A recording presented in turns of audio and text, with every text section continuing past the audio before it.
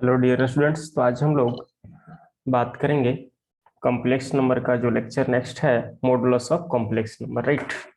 तो आज हम लोग बात करेंगे इस लेक्चर में क्या, मॉडुलस ऑफ कॉम्प्लेक्स नंबर। तो हमारा मॉडुलस ऑफ कॉम्प्लेक्स नंबर क्या होता है, राइट। तो हालांकि ऑलरेडी मैं थोड़ा बहुत बात किया हूँ इसके बारे में, बट फिर वापस modulus modulus of complex number,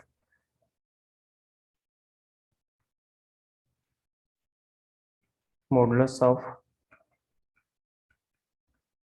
complex number. तो देखो मॉडुलस ऑफ कॉम्प्लेक्स नंबर हमारा क्या होता है, राइट। तो मॉडुलस ऑफ कॉम्प्लेक्स नंबर में हमें जो बात करना है, तो सबसे पहले अगर मैं बोलूं कि इसमें एक लाइन आप लिख लेंगे कि if Z is equal to if Z is equal to X plus iota Y, right. If X plus iota Y, then then Z is then then modulus of Z is, ऐसे लिख दो, then modulus of Z is denoted by denoted by denoted by mod of Z, right. Means कि अगर हमारा Z is equal to X plus iota Y है, तो हमारा mod of Z जो होता है वो हमारा square root of X square plus Y square होता है, राइट। जैसे अब देखो इसका मीनिंग हमारा क्या है, ये क्या हो गया कि अब देखो, अगर मान लिया कि हमारे पास ये हमारा एक्स एक्सिस है और इधर हमारा वाई एक्सिस है, तो मान लिया कि कोई कॉम्प्लेक्स नंबर हमारा जेड है, इस यहाँ पर पॉइंट देख रहे हो ना जेड, इसका कोऑर्डिनेट हमारा मान लिया क्या है, एक्स कोमा वाई। तो इसको अगर आप कॉम्प्लेक्स फॉर्म में लिखना लिखना चाहेंगे तो क्या हो जाता है, Z is equal to X plus iota Y. तो अब देखो इससे परपेंडिकुलर यदि आप ड्रॉप कर रहे हो एक्स एक्सिस पर, और इधर आप परपेंडिकुलर ड्रॉप कर दो वाई एक्सिस पर, तो अब मेरे को बताओ कि ओरिजिन से इसको मैं यदि ज्वाइन कर दूं जेड को, राइट, तो ये हमारा लेंथ क्या है, इसी को मॉड ऑफ जेड बोलते हैं, राइट। ओ से लेकर जेड पॉइंट तक का भी जो बीच का डिस्टेंस है उसको मॉड ऑफ जेड बोलते हैं, राइट। अब देखो जेड से अगर एक्स एक्सिस पर आप पॉइंट को ड्रॉप किए हो, तो ये जो लेंथ हमारा वाई हो जाएगा, मॉडुलस ऑफ वाई बोल सकते हो, पॉजिटिव, क्योंकि फर्स्ट क्वाड्रेंट में तो ऑलरेडी पॉजिटिव है, बट ऐसा थर्ड फोर्स है और इसमें जाएगा तो वाई निगेटिव भी हो सकता है कोऑर्डिनेट, लेकिन मॉडुलस की बात हम कर रहे हैं, मीन्स की लेंथ होगा और मॉडुलस होगा तो पॉजिटिव वाई लेना है, राइट। और अगर मैं बोल दूं कि पॉइंट जो ड्रॉप की हो परपेंडिकुलर, तो एम पॉइंट है, जो ओ एम का लेंथ हमारा क्या हो जाएगा, एक्स, राइट। तो ये आप देख रहे हो कि हमारा राइट एंगल ट्रायंगल बन रहा है, तो हमारा मॉड ऑफ जेड का square is equal to X का स्क्वायर हमारा प्लस वाई स्क्वायर हो जाएगा, पाइथागोरस थ्योरम। तो जेड हमारा क्या है, मॉड ऑफ जेड लेंथ को रिप्रेजेंट कर रहा है, दैट इज ओ जेड को रिप्रेजेंट कर रहा है, मीन्स की जेड का मतलब तो कॉम्प्लेक्स नंबर, मतलब कॉम्प्लेक्स नंबर के फॉर्म में लिखा गया है, इसलिए ऐसा बोल रहा हूँ। तो ये हमारा क्या हो जाएगा, square root of X square plus हमारा क्या हो गया, वाई स्क्वायर। तो आपको याद रखना है कि mod of Z is equal to, X को आप ऐसे भी लिख सकते हो कि real part of complex number Z का स्क्वायर प्लस हमारा इमेजिनरी पार्ट ऑफ जेड का होल स्क्वायर, राइट। तो ये हमारा मॉडुलस ऑफ कॉम्प्लेक्स नंबर होता है। तो आई होप पूरी तरह से समझ में आ गया होगा कि कोई भी कॉम्प्लेक्स नंबर है ना, तो उसका स्क्वायर रूट मॉडुलस क्या होता है, उसका स्क्वायर रूट में रियल पार्ट का स्क्वायर प्लस इमेजिनरी पार्ट का स्क्वायर, वो हमारा किसको रिप्रेजेंट करता है, वो हमारा किसको रिप्रेजेंट करता है, वो मॉडुलस ऑफ कॉम्प्लेक्स नंबर को रिप्रेजेंट करता है, राइट। याद रहेगा क्या। अब हम कुछ प्रॉपर्टीज की बात कर लेंगे, मॉडुलस का कुछ प्रॉपर्टीज की बात कर लेंगे। तो आप लिखोगे प्रॉपर्टीज ऑफ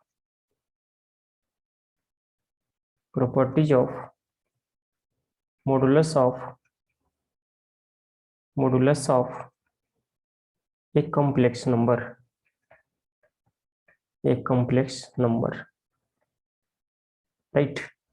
तो module properties of modulus of a complex number क्या है, तो सबसे पहला प्रॉपर्टीज, किसी भी कॉम्प्लेक्स नंबर का जो मॉडुलस होता है वो हमेशा greater than equal to zero होगा, राइट। और जीरो भी कब होगा, जब हमारा एक्स और वाई जीरो दोनों हो जाएगा साइमल्टेनियस, तब जाकर ये जीरो होगा, अदरवाइज हमेशा ये पॉजिटिव होता है। सेकंड हमारा क्या है कि real part of complex number Z होता है वो हमारा मॉडुलस ऑफ जेड से कम होता है और निगेटिव साइड में मॉडुलस ऑफ जेड से ज्यादा होता है ना, माइनस लगा हुआ है लेफ्ट साइड में, ध्यान रखना, कोई प्रॉब्लम की बात।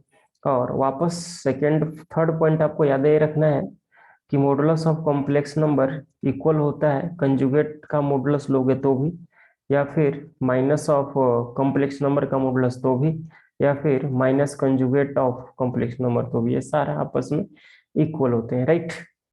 सेकेंड मीन्स की नेक्स्ट हमारा प्रॉपर्टी ये होता है कि Z Z bar is equal to mod of Z का स्क्वायर होता है।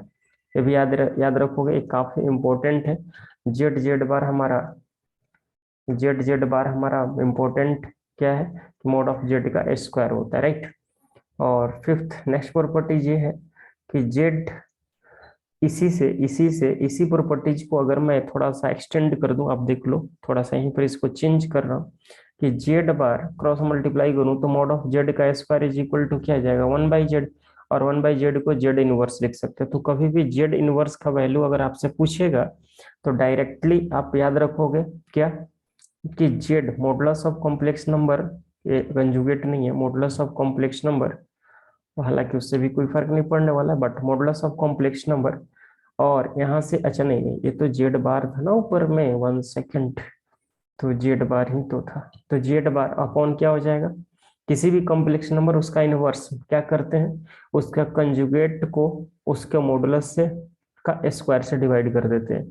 तो ये काफी इंपॉर्टेंट फार्मूला है, ये भी आपको याद रखना है कि कोई भी कॉम्प्लेक्स नंबर है तो उसका इनवर्स जो होता है वो हमेशा उसके मॉडुलस को, यदि आप कंजुगेट को यदि मॉडुलस का स्क्वायर से डिवाइड करोगे तो हमारा कॉम्प्लेक्स नंबर का क्या मिलेगा, इनवर्स मिलेगा। तो याद रखना है इसको आपको, राइट। नेक्स्ट प्रॉपर्टीज हमारा क्या है कि अगर हमारा दो कॉम्प्लेक्स नंबर को मल्टीप्लाई करने के बाद यदि आप मॉडुलस ले रहे हो या फिर मॉडुलस लेने के बाद उसका मल्टीप्लाई कर रहे हो, रिजल्ट पे कोई चेंजिंग नहीं आएगा, राइट। क्यों कि mod of Z1 into Z2 is equal to mod of, देखो यहाँ पर क्या है, प्रोडक्ट पहले किया गया है, Z1 इंटू Z2 दोनों को मल्टीप्लाई पहले कर दिया, उसके बाद मॉडुलस लिया, बाहर में मॉडुलस लगाया। लेकिन इधर देखो RHS में क्या है, पहले मैं Z1 को मल्टीप्लाई की, Z1 का मॉडुलस, उसके बाद Z2 का मॉडुलस, और दोनों को आपस में मल्टीप्लाई किया पहले मॉडुलस को लेने के बाद, तो रिजल्ट पे अपना कोई चेंजिंग नहीं आएगी, राइट, याद रखोगे। उसके बाद कंजुगेट में भी आपको ये बताया था कि किसी भी कॉम्प्लेक्स नंबर का कंजुगेट लेने के बाद उसका पावर करो या पावर लेने के बाद कंजुगेट करो, रिजल्ट पे कोई फर्क नहीं पड़ेगा। तो यहाँ पर भी वैसे ही है कि कोई भी कॉम्प्लेक्स नंबर का पावर करने के बाद उसका मॉडुलस लो या फिर मॉडुलस करने के बाद उसका पावर ले लो, कोई फर्क नहीं पड़ने वाला है, राइट। सेवेंथ नंबर जो प्रॉपर्टीज अपना क्या है कि mod of Z1 by mod of Z2, अगर दो कॉम्प्लेक्स नंबर है डिवाइड करने के बाद इसका मॉडुलस लो या फिर डिवाइड मीन्स की मॉडुलस करने के बाद इसको डिवाइड करो, रिजल्ट पे कोई फर्क नहीं पड़ने वाला है। हाँ ध्यान रखना है कि डिनोमिनेटर Z2 का वैल्यू हमारा 0 नहीं होना चाहिए, कोई कंफ्यूजन। और वापस नंबर ऑफ देख लेना, नंबरिंग 8 नंबर प्रॉपर्टी ये है कि कभी भी Z1 प्लस और माइनस यदि Z2 है इसका मॉडुलस, तो इसको याद रखना है कि हमारा मॉड ऑफ Z1 का square plus mod of Z2 का square plus minus 2 times of real part of Z1 Z2 बार होता है, राइट, कोई कंफ्यूजन। तो आपको याद रखना है कि 2 टाइम्स हमारा ऐसा होता है।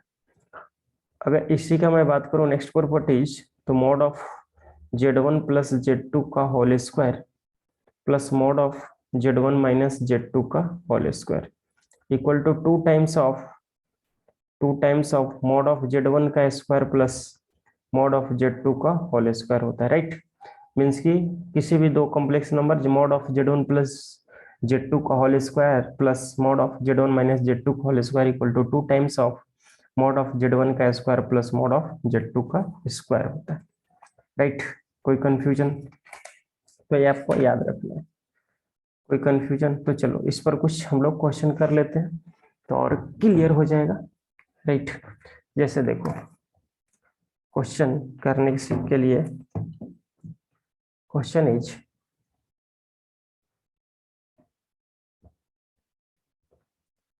अगर मैं बोलूं, क्या बोल रहा है question is, if 5 times of Z2 upon 7 times of Z1 is equal to, is purely imaginary, ये क्या है, प्योरली इमेजिनरी है। तो देन पूछ रहा है कि बता दो value, then mod of 2Z1 plus 3Z2 upon 2Z1 minus 3Z2, right, इसका आपसे वैल्यू पूछ रहा है। तो देखो अब क्या बोल रहा है कि हमारा जो गिवन है, जिसको मैं स्क्वायर कर रहा हूँ, ये हमारा क्या है, प्योरली इमेजिनरी। प्योरली इमेजिनरी है का मतलब क्या है कि 5Z2, यदि आप ट्राई कर सकते हो तो इसको वीडियो को पॉज करके सॉल्व करके चेक करो।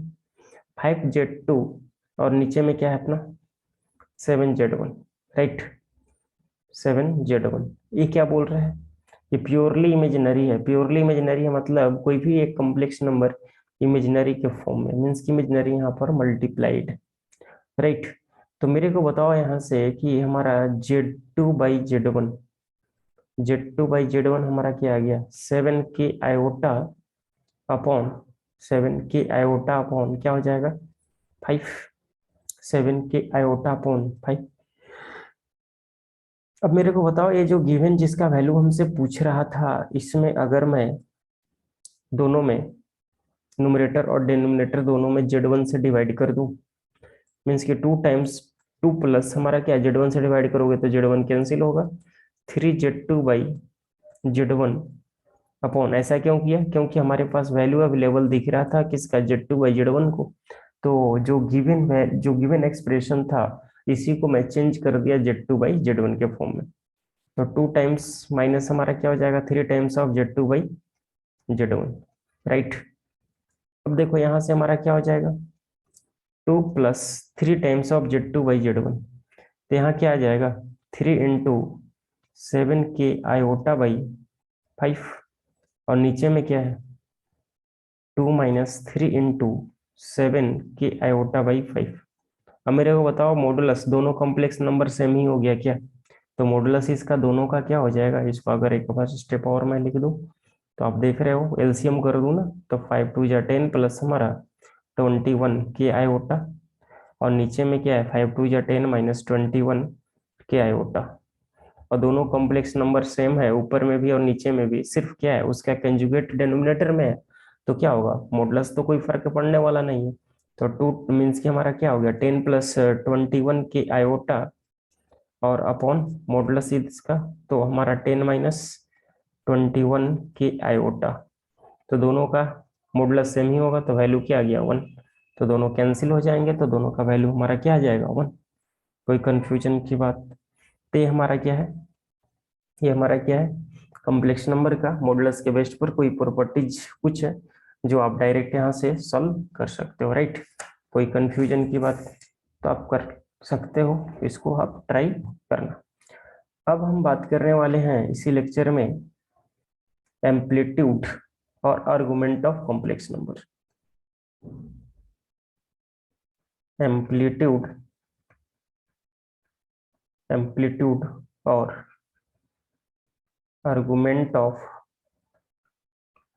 अ complex number, a complex number, right. तो इसका कॉम्प्लेक्स नंबर का क्या होता है, आर्गुमेंट और एम्पलीट्यूड दोनों सेम ही होता है, बस नाम अलग अलग है। तो आर्गुमेंट और एम्पलीट्यूड क्या है, नाम से ही पता चल रहा है, फिर भी पहले एक लाइन लिख लो, उसके बाद मैं समझा रहा हूँ कि the amplitude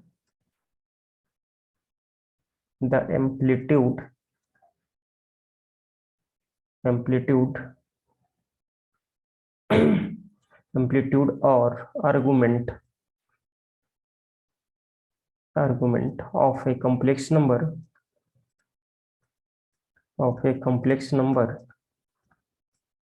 Z is the inclination of inclination of directed line segment, directed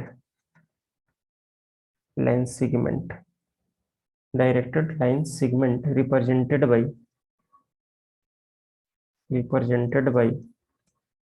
z with real axis.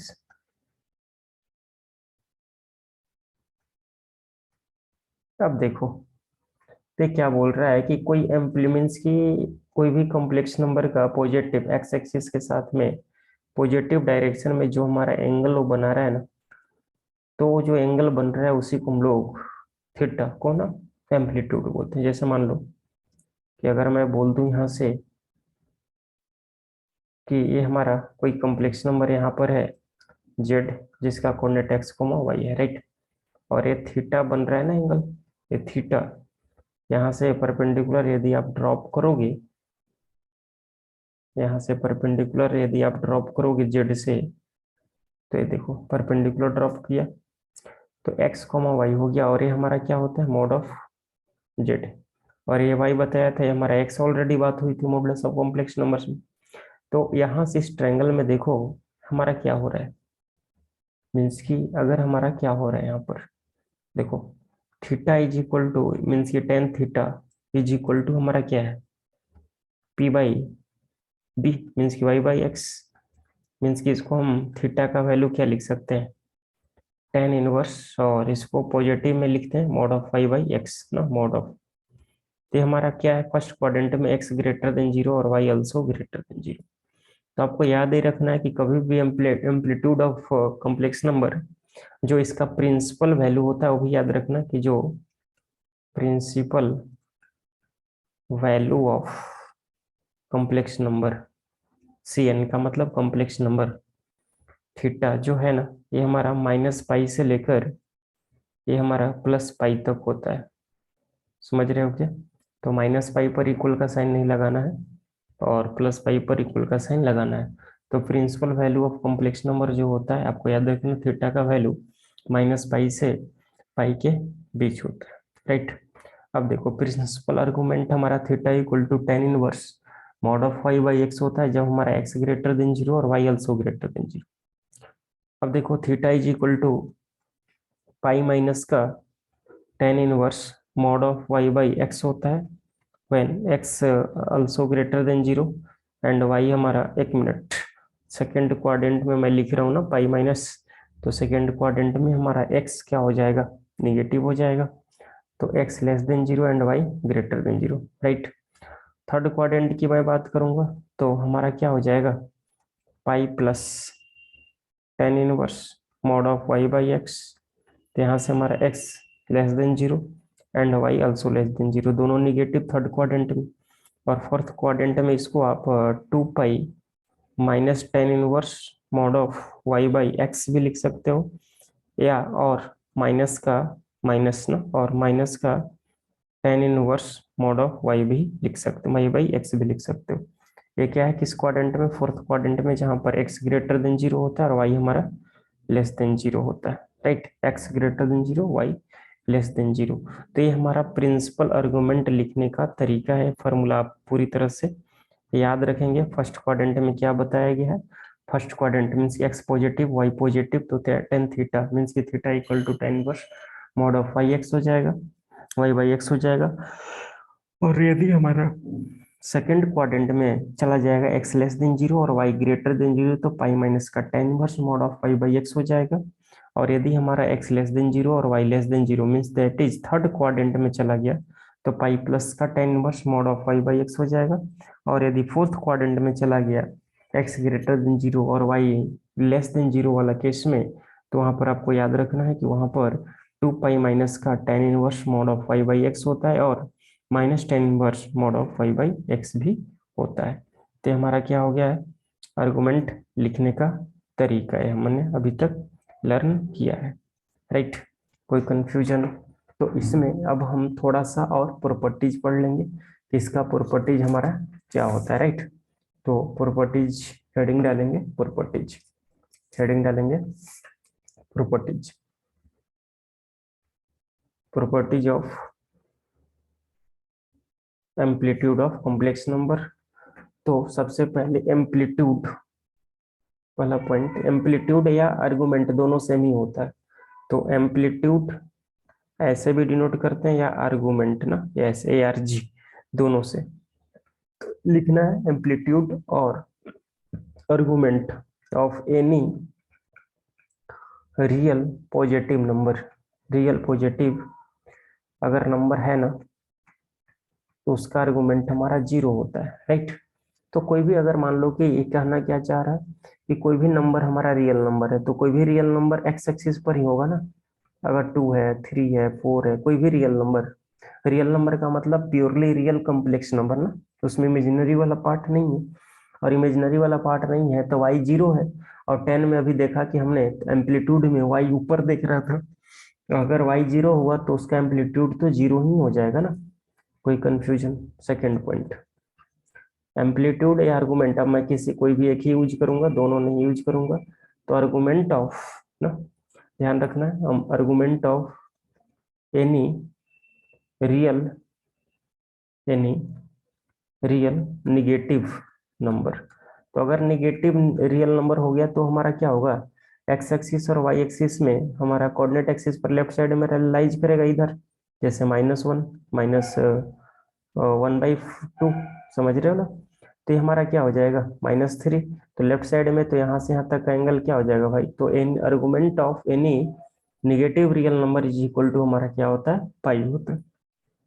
Third point की मैं बात कर रहा हूँ, तो एम्पलीट्यूड ऑफ ना, तो एम्पलीट्यूड ऑफ या आर्गुमेंट ऑफ जेड माइनस का जेड बार, जेड माइनस जेड बार कैसा आएगा जाएगा नंबर, तो जेड माइनस जेड बार कैसा आ जाएगा, याद है क्या, देखो जेड इज इक्वल टू अगर हमारा एक्स प्लस आयोटा वाई है, तो जेड बार क्या हो गया, माइनस का एक्स माइनस आयोटा वाई, नीचे देख रहे हो ना।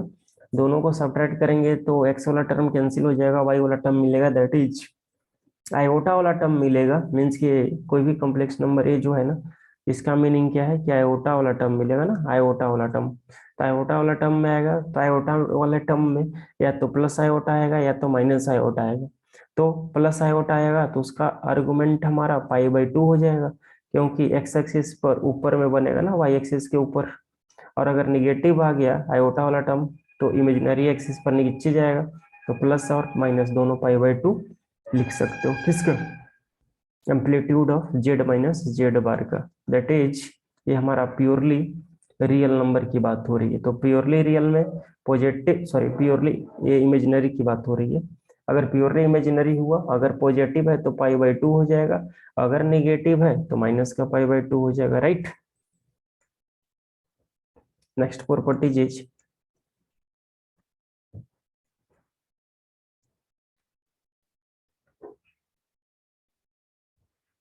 Next properties is amplitude of, amplitude of Z1 into Z2, दो कॉम्प्लेक्स नंबर का प्रोडक्ट करने के बाद उसका एम्पलीट्यूड फाइंड करो, या दोनों को अलग अलग फाइंड करने के बाद एम्पलीट्यूड या आर्गुमेंट ऐड कर दो, रिजल्ट पर कोई फर्क या कोई चेंजिंग नहीं होने वाला है, राइट।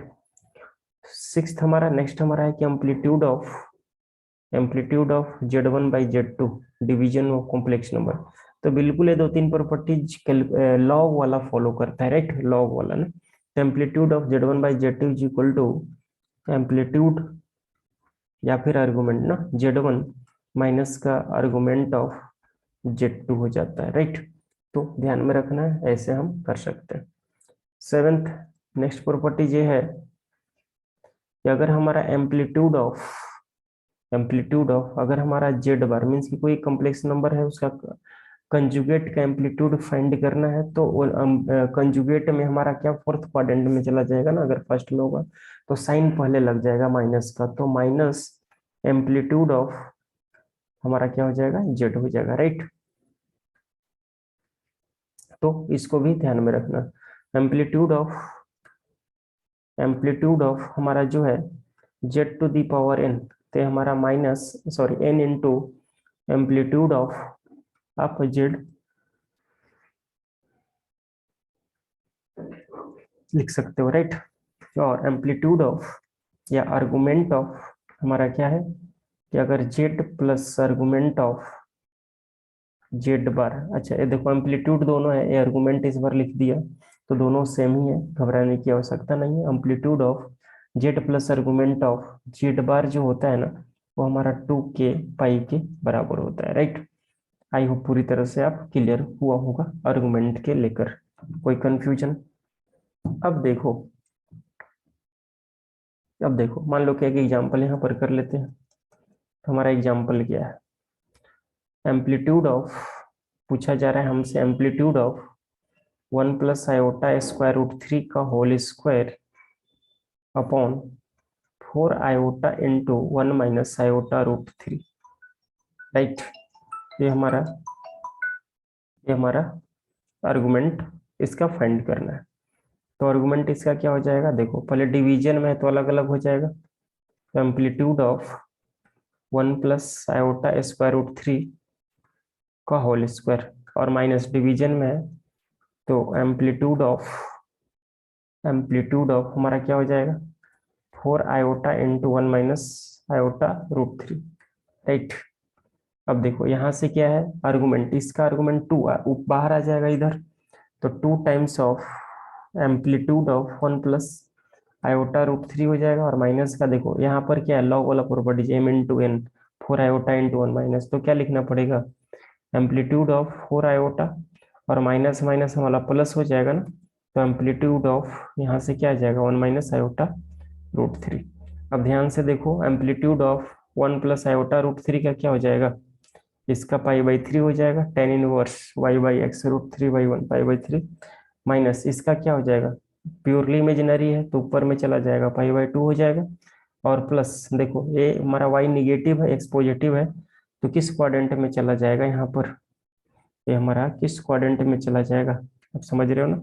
यहाँ पर प्रोडक्ट में था प्लस में होना चाहिए था, बट ये जो हमारा सिंबल है यहाँ पर ये माइनस में होना चाहिए, तो देखो ये हमारा क्या हो जाएगा माइनस में हो जाएगा ना, माइनस बाहर से मल्टीप्लाई करने पर ना, क्योंकि बाहर में माइनस लगा था ना, ये देख रहे हो ना, ये हमारा माइनस लगा था तो माइनस, तो और इसका आर्गुमेंट हमारा क्या हो जाएगा, आप देख रहे हो कि इसका जैसे ही आर्गुमेंट की हम बात करेंगे तो यहाँ पर माइनस हो जाएगा, और ये हमारा आर्गुमेंट इसका क्या आ जाएगा π/3 माइनस में, क्योंकि फोर्थ क्वाड्रेंट में है। तो अब देखो यहाँ से हमारा क्या आ गया फाइनली, तो ये हमारा 2π/3 आ गया, 2π/3, और माइनस का π/2, और प्लस का हमारा π/3। तो डायरेक्टली आप सॉल्व कर लो, देखो ये 120 डिग्री है, 120 30 30 और 60 हमारा क्या 90, तो फाइनली आंसर हमारा 90 डिग्री, दैट इज इसका एम्पलीट्यूड क्या आएगा इस क्वेश्चन का π/2 आएगा, राइट। कोई कंफ्यूजन की बात नहीं है ना। तो आप इसको डायरेक्टली आर्गुमेंट का क्वेश्चन आप ऐसे भी कर सकते हो, और यहाँ तक करने में कोई प्रॉब्लम नहीं है, राइट। कोई कंफ्यूजन की बात। अब देखो कुछ इसका हम प्रॉपर्टीज लिख लेते हैं, इसका कुछ इंपॉर्टेंट रिजल्ट लिख लेते हैं। तो इंपॉर्टेंट रिजल्ट क्या है, इंपॉर्टेंट रिजल्ट इसका क्या है, इंपॉर्टेंट रिजल्ट क्या है, देखो कभी भी पहले भी हालांकि डिस्कस हुआ है, फिर से वापस एक बार मैं बता दे रहा हूँ कि अगर मॉड ऑफ z1 प्लस और माइनस z2 का यदि होल स्क्वायर है, तो मॉड ऑफ z1 का whole square plus mod of z2 का whole square plus minus 2 times of mod of z1 into mod of z2 into cos θ1 minus θ2 होता है, right.